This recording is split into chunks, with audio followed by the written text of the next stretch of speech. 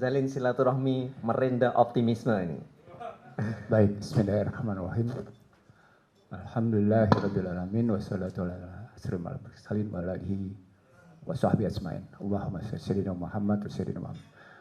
Bapak Ibu sekalian, saya ingin menyahati Ustaz Yasir dan Refli. Tapi saya tertarik dengan tesis Ustaz Yasir. Betul, strukturnya begitu. Tenang masjid. Tetapi secara akademik, dia terangkai melalui 4 modal, Yasir. Yang pertama modal sosial. Pertemuan Muhajirin dan Ansor, itulah modal sosial. Yang pertama. Modal sosial ini, saya menyebutnya berikutnya dengan modal politik. Maka masjid dan pasar hanya bisa terbentuk lewat modal politik. Dari modal sosial ke modal politik, dia akan ketemu dengan modal ekonomi. Modal sosial, kalau pakai tesis barat cuma 4, walaupun tesis barat ini mencuri Islam, mencuri pemikiran Islam. Tapi sebenarnya modal sosial ini diambil dari pemikiran Islam. Value, komitmen, trust, social network, kita menyebutnya silaturahim. Islam menambahkan yang terakhir, leadership. Masuk dia ke politik, membentuk dia jejaring, turun dia menjadi modal ekonomi, yang terakhir dia menjadi modal kultural. Makanya dalam hitungan bulan, perintahnya berikutnya adalah perang Badar. 4 modal ini kebentuk. Saya harus mengatakan pada teman-teman hadir hari ini, hampir sedikit sekali ulama ustadz yang mengerti tentang pembentukan struktur modal seperti ini. Saya bahkan berani mengatakan ulama bodoh. Sebodoh-bodoh ulama di Indonesia karena dia tidak mengerti struktur pembentukan begini. Sehingga masjid hanya dijadikan sebagai sumber amplop bagi dirinya. Dan saya tidak ngomong di belakang, saya ngomong depan ulama. Maka saya ketika disebut tadi, saya mau naik ke depan. Karena saya ingin menyampaikan, ini ada yang salah. Salah yang pertama adalah, ketika kita mampu membedakan antara ilmu agama sama ilmu dunia. Tesis besar ilmu agama saya mau dipisahkan dengan tesis sekuler. Dan kita benarkan itu, termasuk si ulama membenarkan. Maka tidak terbentuk modal sosial berbasis Islam. Tidak terbentuk. Kalau tidak terbentuk modal sosial, bagaimana ngebentuk modal politik? Kalau dia tidak membentuk modal politik, bagaimana membentuk modal ekonomi? Kalau dia tidak membentuk modal ekonomi, bagaimana membentuk peradaban? Disusupi sejak 49, 56, 58, 65, dan seterusnya hingga hari ini. Jadi penjajahan Indonesia sesungguhnya dimulai dengan tahun 50 hingga hari ini. Maka indikatornya sederhana. 80 tahun yang namanya kita merdeka, ada 74 menteri pendidikan. Ketidakjelasan format berpikir itu yang menyebabkan kita seperti ini. Saya acap kali menegur, hebat, Mbah Hasim hebat, Mbah Wahab hebat. Tapi coba siapa yang turun dengan Mbah Hasim? Siapa yang turun dari Natsir? Siapa turun dari Ki Hadi Bagus-Kusumo? Enggak ada. Enggak ketemu. Itu baru sekedar ngebentuk modal sosial ke modal politik, belum ke modal ekonomi. Bapak Ibu sekalian, saya terusin sedikit. Banyak organisasi agama di Indonesia bangga dengan dunia pendidikan dan dunia kesehatan yang mereka bangun. Saya tanya sederhana sekali, basis akuntansinya apa? Basis akuntansinya apa? Pada nggak jawab seperti bapak-bapak. Kenapa? Karena pada akhirnya basis akuntansinya akuntansi barat. Kalau basis akuntansi barat, 4 basisnya. Serakah, tidak jujur, menutup-nutupi sesuatu, bermain-main dalam fantasi, berujung hilangnya soal terang dan tunai. Selesai, masuk dia dalam posting, masuk dia dalam informasi. Ujungnya apa? tidak Islami. Maka ketika ada orang teriak, saya Ikatan Ahli Ekonomi Islam, dan karena itu untuk menjawab sekarang ekonomi Islam, neoliberal dan kapitalisme sudah mati, tidak mampu dan gagal. Kemana arahnya? Siapa yang ngomong kayak gitu? Sri Mulyani. Karena dia mau ngambil infak. Dia ingin membenarkan infak masuk. Bagaimana Anda mungkin lompat dari modal sosial langsung ke modal ekonomi? Nggak bisa, tidak ada sejarahnya. Dia melawan Siratul Nabawiyah. Dia melawan tahapan linear sejarah yang dibuat dalam Al-Quran. Nggak bisa. Lompatan sejarah itu tidak mungkin terjadi dalam struktur yang berpikir Siratul Nabawiyah. Nggak bisa. Sama seperti tidak mungkin sperma sama atom itu melewati sebuah peristiwa langsung kuantum. Nggak bisa, dia tetap linear. Jadi nggak mungkin kita dari linear lateral langsung ke sekuensial, langsung ke kuantum, nggak mungkin. Padahal ketika tadi Refli dan teman-teman berusaha menjawab optimisme, dia harus melihat modal sosial, modal politik, modal ekonomi, dan modal kultural. Sekarang kali ini sudah dijahit dengan modal digital. Di situ Indonesia, saya bilang, di situ Indonesia makin jauh tertinggal 10-15 tahun dalam rangka menyahuti situasi yang berkembang. Lalu saya bilang, di mana peran pemerintah dalam menghadapi perang nir-militer? Saya tidak bilang nir-militer, bahkan dalam perang non-militer. Ada di mana? Ada di mana? Saya turun ke bawah. Berdasarkan Al-Quran, kita punya 7 lapis. Ini karena tadi Pak Ustadz Yazid ngomong tentang resopim sampai akhirnya soal Pari, Perinda, dan Gerindra. Saya sebenarnya mau masuk ke situ, tapi yang saya tahu nanti malah bikin gak enak orang. No, karena ada personal experience. Saya nggak enak ceritanya, tapi saya ingin mengatakan bahwa Pak, kalau kita ambil dari struktur begitu, maka kita ketika negara tidak memberikan resep, tidak memberikan jawaban, tidak membangun strategic planning yang benar tentang peran non-militer, saya bilang ada 7%.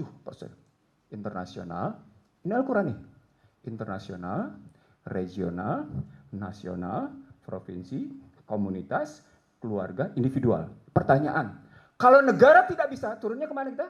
Provinsi. Ketika provinsi nggak bisa, turun ke kelompok sosial, turun ke komunitas. Ah, ini komunitas nih. Dari komunitas turun kemana? Ke keluarga. Dari keluarga turun ke individu. Maka pertanyaan, pada level mana kita mesti menjawab? Ustadz Yazid menjawab dari level komunitas. Dalam hal ini Masjid Jogokaryan. Oke. Sekarang kita tanya. Struktur atas mengalirkan yang namanya pertarungan antara sedekah sama riba. Al-Baqarah 275, 279. Pak, ini perangnya ada di sini karena nanti berkaitan dengan payment ID, berkaitan dengan CBDC, berkaitan dengan yang namanya cerita bagaimana Trump memainkan cryptocurrency, dan berkaitan dengan peristiwa 23 Mei kemarin, di mana kita tunduk pada agreement tentang pandemi. Ini, maaf, saya bangga, saya dengar hari ini begini. Tapi saya ingin mengatakan, saya ingin berbagi. Belum saya dengar satupun kelompok umat Islam Indonesia yang mencoba merespon tantangan besar ini. Padahal ini ada di depan mata. Ini ada di depan mata. Baik, sekarang kita lihat. Kalau kita berada di dalam kelompok komunitas, maka tadi disebut ada Hamas, ada Arema, dan seterusnya. Itu level. Maka konten berikutnya adalah soal kurikulum. Konten berikutnya adalah soal keteladanan. Karena sejarah pemikiran tidak mungkin tidak diwujudkan dalam keteladanan. Ngomong saja itu mustahil. Sekarang kita pindah ke sebelah. Pindah ke pemikiran yang terjadi sementara ini di bawah yang namanya, maaf ya, di bawah Prabowo Subianto. Betul? Dia kampanyekan pasal 33. Pertanyaan besarnya, pasal 33 yang mana?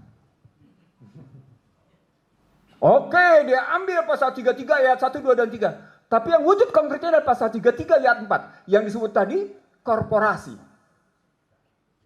Bapak Ibu sekalian, tulisan saya baru saja keluar. Di Amerika sana, neoliberalism, korporatism itu dalam posisi pause. dalam posisi decline dia. Mereka berusaha mencari jawab baru dari konstruksi bagaimana neoliberal dan korporatisme telah menurunkan harkat martabat manusia dalam posisi serendah-rendahnya. Lalu kita lihat perang Hamas, perang Palestina. Kematian sudah mencapai 34.000 sekian. Pada saat yang sama, Bapak Ibu mesti tahu, Amerika mengidap kematian fentanyl setahun 100.000. Itu dilaporkan secara resmi. What's the point? Bukan suksesnya mereka membangun teknologi high-tech yang luar biasa, yang sekarang sedang dilindungi. Bukan persoalan hebatnya mereka menguasai besarnya GDP. Bukan hebatnya mereka menguasai keuangan. Tapi problemnya adalah luluh lantaknya keluarga. Sampai semua warga senior mengatakan dalam posisi, so we are so worried about homeless. What's the point? Tadi struktur tadi, kelihatan negaranya hebat, tapi ternyata keluarganya rapuh, maka individunya rapuh. Apa poin berikutnya? Muncul tesis di beberapa kajian bergengsi di Amerika. Apa kalimatnya? Post Americana. Dan yang sedang dilakukan adalah Pax Judaica. Bukan lagi Pax Americana. Ini muncul di berbagai kajian-kajian bergengsi di Amerika. Kita sudah lewat, yang muncul ini begini. Kita sudah lewat, munculnya begini. Trump adalah indikator betapa sesungguhnya mereka sedang masuk track dalam Pax Judaica. Bapak Ibu sekalian, saya ingin mengatakan satu kutipan yang jarang juga dilihat oleh orang. Trump pertama pidato menyatakan, Judeo Christianity. Januari 2017. Pindah ke sekarang Trump kedua. Siapa representasi dari yang namanya Judeo Christianity? Siapa representasinya? Peter Hegseth yang menulis buku American Crusader. Apa artinya kalau Amerika? Tapi problemnya adalah luluh lantaknya keluarga. Sampai semua warga senior mengatakan dalam posisi, so we are so worried about homeless. What's the point? Tadi struktur tadi, kelihatan negaranya hebat, tapi ternyata keluarganya rapuh, maka individunya rapuh. Apa poin berikutnya? Muncul tesis di beberapa kajian bergengsi di Amerika. Apa kalimatnya? Post Americana. Dan yang sedang dilakukan adalah Pax Judaica. Bukan lagi Pax Americana. Ini muncul di berbagai kajian-kajian bergengsi di Amerika. Kita sudah lewat, yang muncul ini begini. Kita sudah lewat, muncul ini begini.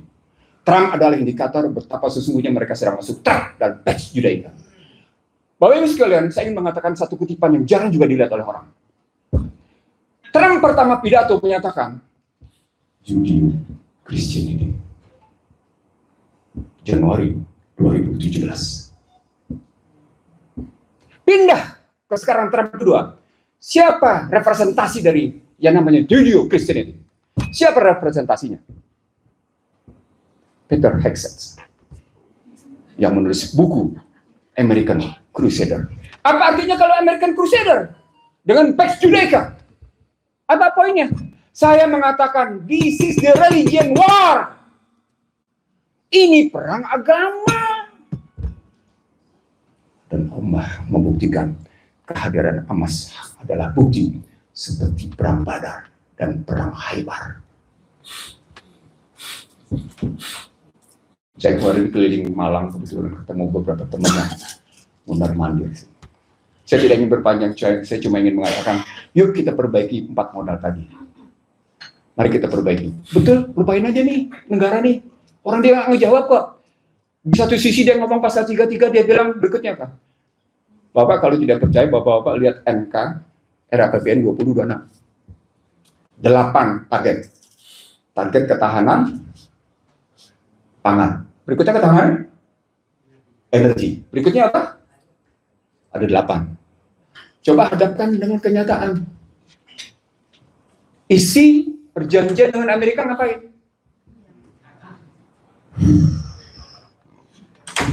Kalau konsepnya pasal 33 bukan konsep ketahanan.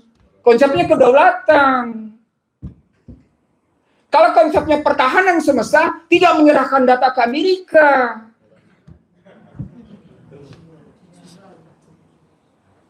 Hal-hal yang kontra, bahasa sederhananya, antara yang dia ucapkan dengan pasal 33 yang tidak jelas itu, saya terbuka ngomong. Silakan sampaikan. Serius, bahkan saya sampai menyatakan begini, gue sendirian dia turun, lo rame-rame lawan gue. Karena ada kegundahan. Ini perang pemikiran, ini perang proksi, ini perang asimetri. Yang negara, Masya Allah, Australia melindungi, Swedia melindungi, Swiss melindungi, Singapura dalam konstruksi mengadakan situasi perang tarif. Apa yang dilakukan? Bagus sekali. Dalam rangka menjaga kelas masyarakat menengah ke bawahnya. Apa yang dilakukan oleh Singapura? Dia jual emasnya. Cadangan devisa emasnya dijual. Dalam rangka apa jual cadangan emasnya? Stabilitas nilai tukar Singapura dolar. Coba sejauh itu mikirnya, gila Singapura sampai kayak gini bertahan berpikir. Dia lindungi itu supaya tidak bergejolak, dan dalam ukuran IMF ada 10 negara yang punya kekuatan untuk bertahan nilai tukar supaya price stability terjadi. Price stability terjadi. Saya tanya balik sama Anda. Siapa ulama, tokoh pemikir Islam yang melihat price stability sebagai public services?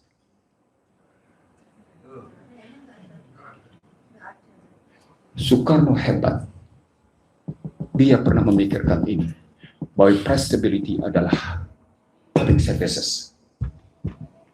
Yang baru dimunculkan oleh Stiglitz pada 2011. Apa poinnya? Di situ muncul kekuatan modal politik ke modal ekonomi, yang kata kuncinya price stability itu adalah dinar dirham yang digeser menjadi fiat money. Tetap saja ketika dinar dirham menjadi fiat money, uang cetak nggak bisa.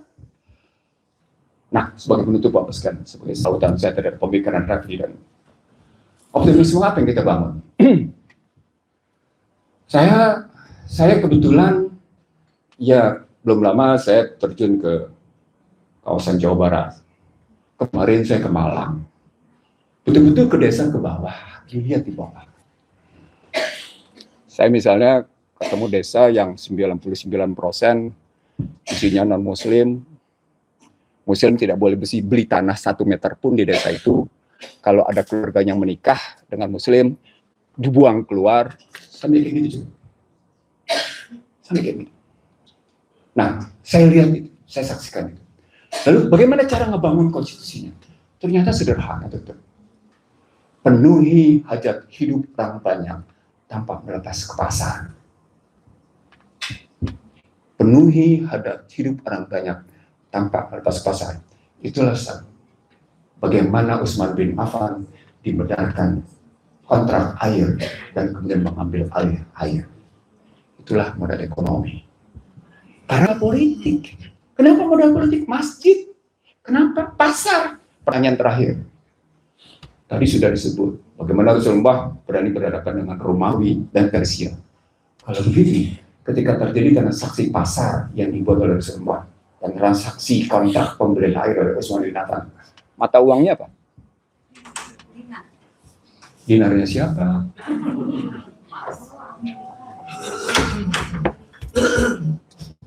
Nah ini saya ingin mengatakan ini hebatnya Yahudi. Mereka selimuti sedemikian rupa bahasa-bahasa moneter dan fiskal seolah-olah terpisah, tapi ada dalam satu kesatuan utuh tentang kehidupan optimisme. Dan sepanjang kita bisa memenuhi hajat hidup orang banyak kita sendiri, sesungguhnya selesai. Nah sebagai penutup Bapak sekalian, tidak ada yang tidak dipergilirkan. Tidak ada yang tidak dipergilirkan. Sama seperti bergesernya jarum panjang dan jarum pendek dalam 24 jam. Elon Musk, Jeff Bezos, Mark Zuckerberg, Sam Altman, siapa lagi, Tim Cook, 7 keren-keren itu di sana menyadari betul format pergiliran itu. Dan karena itu mereka bergeser bukan lagi main level pada level bumi. Mereka sudah bermain level angkasa. Salah satu indikatornya adalah mereka tidak lagi menggunakan sea cable, kabel laut. Mereka sudah bergeser total dalam permainan yang namanya satelit. Bahkan dengan Starlink itu sudah dilempati lagi oleh Jeff Bezos. Bahkan sudah dilempati lagi yang namanya Cina melakukan juga perlawanan. Nah, sekarang pertanyaan di kita, kalau begitu ayat mengatakan apa? Ayatnya mengatakan apa? Al-Zariyatul Zarwa. Jadi bukan soal angin yang menerbangkan debu. Lagi-lagi di sini kemampuan memahami surat ini tergantung pada pesan yang dibawa dari penggunaan bumi atau udara. Az-Zariyatul Zarwa. Kembali lagi tadi, bagaimana isi pesan itu? Dan isi pesan itu tadi, ajak hidup orang banyak, jangan pernah dilepas ke pasar. Pasal 33 ayat 1, 2, dan 3 adalah hajat hidup orang banyak yang tidak benar. Kelemahan pasal 33 ayat 1, 2, dan 3 tidak bicara dirgantara. Saya dan teman-teman di Tebet sudah sampai ke situ. Bahkan kami telah mendetailkan lebih dalam bagaimana merespon situasi itu. Bahkan dalam konstruksi katakan sudah bergesernya dari satelit menjadi Tara kecepatannya bukan lagi 100 megabytes, tapi sudah dalam posisi kecepatan 200 gigabytes kecepatannya. Karena pertarungan kayak gitu. Itu kita sudah lihat mestinya kayak gimana. Saya sebenarnya ingin menjawab di teknologi yang tadi Gede ngomong seperti apa. Karena perdebatan di MIT dan di Harvard-nya juga seru. Kebetulan saya dapat bahan-bahannya. Bagaimana mereka merespon pertarungan itu sampai mereka belum lama ini terbit buku dengan sebutan AI Imperium. Yang saya tidak dengar pembahasannya di Indonesia. Saya tidak dengar pembahasan di mana sampai seberapa jauh AI Imperium itu mempengaruhi detail gitu. Kita cuma sekedar menunggangi teknologi. Kita bilang menunggangi teknologi, padahal kita ditunggangi. Saya kira ini yang mesti kita bahas lebih dalam supaya saya senang Joko Korean kampanyenya di Indonesia sudah sebagai masjid yang betul-betul mulai dari masjid betul. Tapi mari kita perbaiki lebih dalam lagi, Pak. Mari kita benahi tadi bagaimana menstrukturkan itu. Saya kebetulan ada kurikulumnya.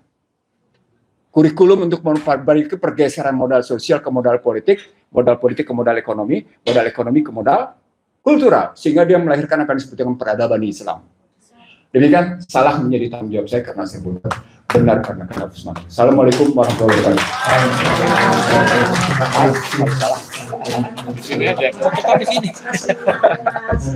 Mau geser ke sana aja. Saya tadi belum kami dari Penonton Air mengucapkan selamat datang kepada Bapak MS Kabar. Terima kasih sudah berkenan hadir. Kemudian juga selamat datang Mas Doni sebagai Ketua Harian Penonton Air Indonesia. Selamat datang. Bang Nursi, yang saya mohon maaf sedikit lagi barang 2-3 menit. Mohon ibu-ibu diberi penjelasan tentang perjanjian yang dengan Amerika, yang Bang Nursi di YouTube-nya dengan Bu Husnul, sedikit saja yang maksudnya yang bisa sampai ke ukuran kita, ibu-ibu mama dan teman-teman semuanya, yang sangat krusial, yang perlu untuk diperhatikan oleh ibu-ibu semua di sini dan juga tentu bapak-bapak juga. Barang 2-3 menit. Terima kasih. Baik, kata kunci pertama adalah penghapusan label tertentu. Penghapusan label tertentu. What is label tertentu? Apa itu? Halal. Indonesia tidak boleh menerapkan label halal dalam produk-produk yang datang dari Amerika. Hapus. Oh, itu diperjanjikan, ditulis. Luar biasa ditulis. Nanti diganti labelnya tidak haram. Bapak tidak boleh menulisnya sama sekali. Karena perjanjiannya sudah boleh tidak menyatakannya. Apa yang sudah kami terbitkan dari sana, Indonesia tidak boleh melakukan peninjauan. Tidak boleh. Sama sekali tidak boleh. Apa yang sudah disertifikasi oleh DA, apa yang sudah disertifikasi oleh Amerika, tidak boleh. Indonesia sudah harus terima begitu saja. Yang pertama. Yang kedua nih yang menurut saya dia punya relasi signifikan dengan apa yang kita hadapi.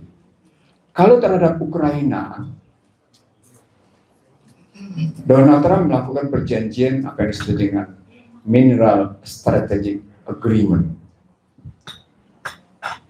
Lalu dengan Indonesia istilahnya bukan mineral strategic agreement. Dengan Indonesia dia menggunakan istilah critical mineral. Apa konten critical mineralnya? Kontennya cuma 3 sebenarnya. Nikel, tembaga, nikel, tembaga, ketemu dengan fosil. Jadi 3 ini diaplikasikan secara nyata. What's the point? Poinnya adalah Amerika tetap main 2 kaki terhadap Indonesia dalam rangka energi berbasis fosil dan renewable energy. 2 kaki ya. Makanya kita tetap diminta impor fosil dari Exxon dan Chevron. Tapi pada saat yang sama, khusus untuk renewable energy, Anda sudut pada saya. Saya punya bagan-bagannya sebenarnya. Nah, dari sini yang disebut dengan critical lebih lanjut adalah soal nikel. Tapi, di sini menarik. Karena pertarungan dalam hitungan 5 sampai dengan 1 generasi ke depan tetap berbasis otomotif, berbasis electric vehicle, dan juga mulai bergeser ke energi lain. Pertanyaan, berapa komponen nikel dan berapa komponen tembaga dan electric vehicle? Ini distrukturkan. Sumbernya di mana?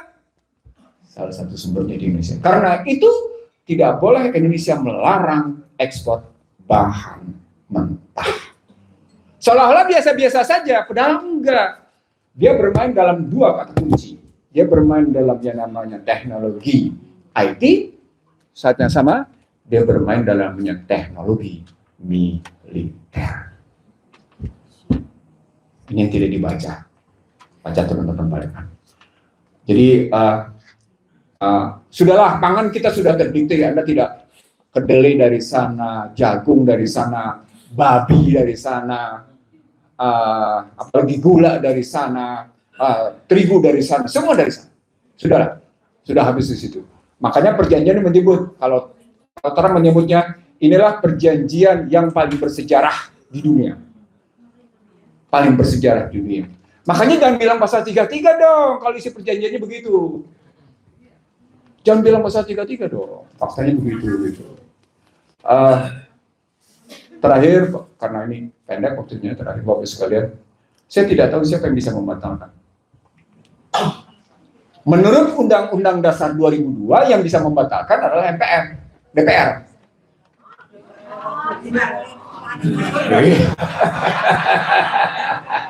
Tetapi ada tetapinya.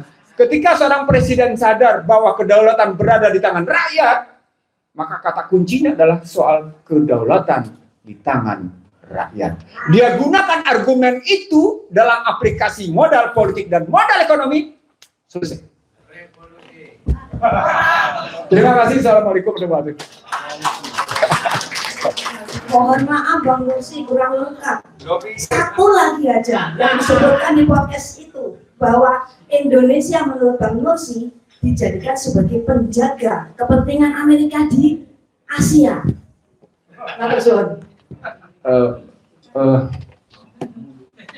Tadi sudah digeser sama penjelasan Yasir sebentar. Pergeseran dari Atlantik ke Pasifik. Itu diulang. Itu diulang oleh Amerika.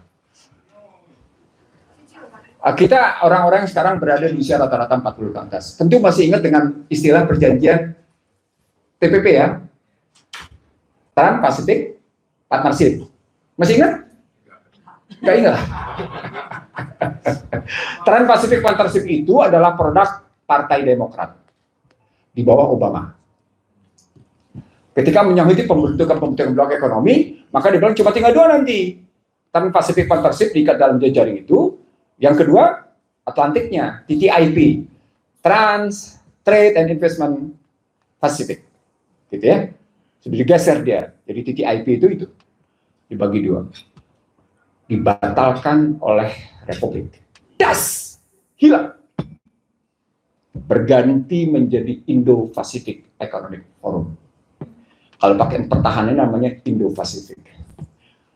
Dalam situasi sekarang, Amerika cuma peduli sesungguhnya pada 2 selat. Laut Cina Selatan dan Taiwan. Dalam rangka pengamanan di kawasan Asia Tenggara, Indonesia sangat dibutuhkan dalam rangka, kalau pakai bahasa pakai bahasa Cina, bahasa jenderal dan petinggi Cina, dalam rangka kesinambungan kelanjutan hegemoni Amerika di kawasan Pasifik, khususnya di Asia Timur, dipersempit lagi, khususnya di Asia Tenggara. Maka lihat bagaimana Pakistan diperkenankan bermain nuklir. Bagaimana Pakistan diperkenankan bermain nuklir. Bahkan ketika mereka bertarung antara senjata, antara pesawat udara, jetnya Amerika dengan jetnya, nah, bisa kita lihat itu dalam yang terakhir soal perjanjian luar negerinya. Nah, ketika masuk ke dalam perjanjian luar negerinya, sudah alasan Thailand demikian rupa bisa menghina, itu bagian dari bukti bahwa sesungguhnya Anda nggak usah ngurusin soal kami deh, Thailand, Kamboja. Urusin aja negara lu kaya raya tapi masyarakatnya miskin. Lu cium aja pantat gua. Bener, cium pantat. Artinya Bapak sekalian, saya ingin cerita lebih banyak karena nanti terstruktur pada 3 komponen. Pada persenjataan, pada strategi dan strategi jumlah. Itu sebenarnya harus saya sampaikan pada Anda. Ini kalau bisa jangan ditayang ya. Macam ini nih. Sebenarnya Prabowo Subianto sudah presentasi. Saya hadir kebetulan. Sudah presentasi untuk mengukur kekuatan jika terjadi kontak militer di kawasan Asia Tenggara. Presentasi. Di situ diukur semua kekuatan. Memang yang hadir terbatas, kok ini kebanyakan. Diukur semua kekuatan. Gitu ya. Termasuk bagaimana cerita posisi Australia. Nah, dari posisi di situ, kita cuma punya kekuatan satu. Sumber daya manusia. Yang punya daya juang seperti itu. Gitu. Nah, terakhir, ketika masuk lagi dalam analisis kekuatan militer, pertarungannya 2. Pertarungan udara dan pertarungan laut. Maka proteslah Prancis ketika Australia dikasih apa, Pak? Dikasih apa Australia? Nuklir submarine. Yang protes bukan Indonesia, yang protes bukan kawasan Asia Tenggara, yang protes cuma 2. Prancis dan Cina. Cina kemudian keluar juga dengan nuklir submarine-nya. Jadi Indonesia dalam posisi rawan karena tidak pernah diketahui berapa banyak nuklir submarine yang keliling di kawasan itu. Submarine statusnya. Gitu. Saya kira tambahan cuma itu. Terima kasih. Terima kasih Pak Menteri.